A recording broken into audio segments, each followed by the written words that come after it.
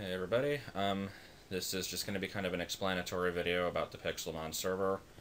Um, for the record, if you have applied to be part of this, we do still have applications that haven't been accepted yet because of limited amount of space in the server due to lag. There's no guarantee that everybody will be allowed into it, but we'll get back to eventually. But for everyone who is in the server, this is basically just going to explain how the gym system works. And before I get to that, just kind of a brief explanation of the sponge shop. It's pretty basic, but when you join the server, you should have gotten 20 sponge. If you didn't, then definitely let us know.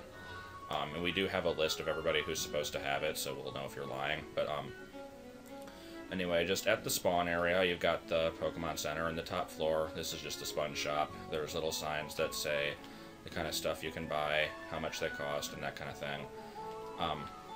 Some of it's cheap, and some of it is decidedly not very cheap. But, if you want to order something, you just go over to this chest. There is a book. You just, basically just put your name in here, tell us what you want to buy, put the book back, and eventually we will check it and give you the order. Don't put your payment in the chest, because then otherwise people might steal it. As for the gym system, you'll want to keep this chest in mind. I probably won't be coming back up here, but just remember that this is where you put the books. If you are running a gym, you have to let us know the details of how your gym is going to work. You don't necessarily have to have a type theme or anything. Most people are still going for that, but you can have any theme you want, or it can just be random Pokemon, honestly. But basically, you want to have the information about your gym clearly posted. There's a pretty good example of it over here. Not that you'll be able to see because of the darkness. We have torches, yes we do. So yeah, you just let us know what your name is and what level of Pokemon you're using, how many Pokemon you're using. If you have certain times that you're online, then it's good to post that so people will know when to challenge you, and also what badge that you're giving out. The one thing that this does not have is the amount of sponge that you get for winning the gym, or winning the gym battle. That hasn't really been decided yet, what the standard is. I'm thinking that basically, a battle with 3 level 30 Pokemon, which is actually what this one is, coincidentally, would probably be about 20, and then you can kind of judge off of that, but there's no specific rules. So just let us know what you want your payout to be, and we'll agree if it works or not, and then we can adjust it. So basically, once all that is set up, we'll try to have documentation of all this, so we'll be able to refer back to it, and when people challenge gyms, we'll be able to give them their payout and stuff. And here's how this works. If you are a gym leader, you will need to have your stack of badges. So let me just show some of this. We'll just do an example here for, if you, basically the example here is if you're Brock. You have your Boulder badge. We'll give you a stack of these when you have your gym set up. Just make sure you keep an eye on those. And then we'll also give you some book and quills, because, you can always just make your own, but resources can be kind of annoying in this mod, so we'll supply you with some of these. And basically, you want it to look something like this. Here's just the example, is we'll just say, the username is Brock, so, Brock's gym,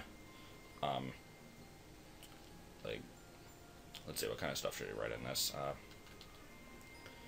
Challenge by just hash, I guess. Payout is 15 sponge. Just it doesn't have to have that much info. Just let us know what gym you are, who fought you, and how much they're supposed to get.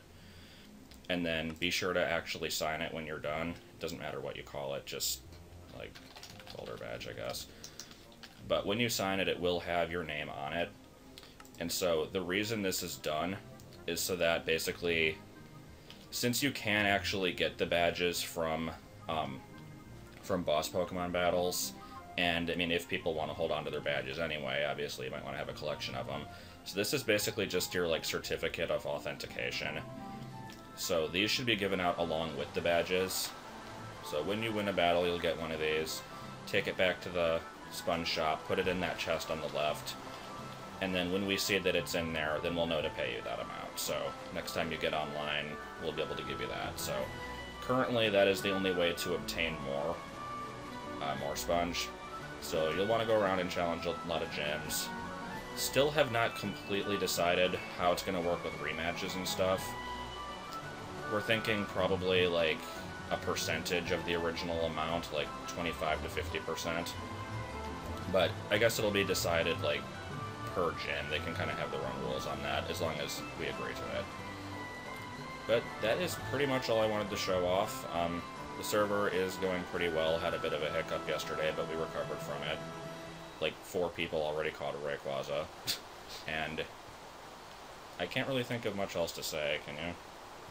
I'm here. Yeah, Brenna's here, just hasn't said anything. No, I think that's about it. Just, yeah, karma's a... Yeah, just... yeah, I mean, we definitely don't tolerate people who are jerks, so, I mean, if we had an issue with someone who stole something, they were immediately banned and caught, so... Yeah, we can... Don't steal. We can track if people steal stuff to an extent, so, like... Yeah.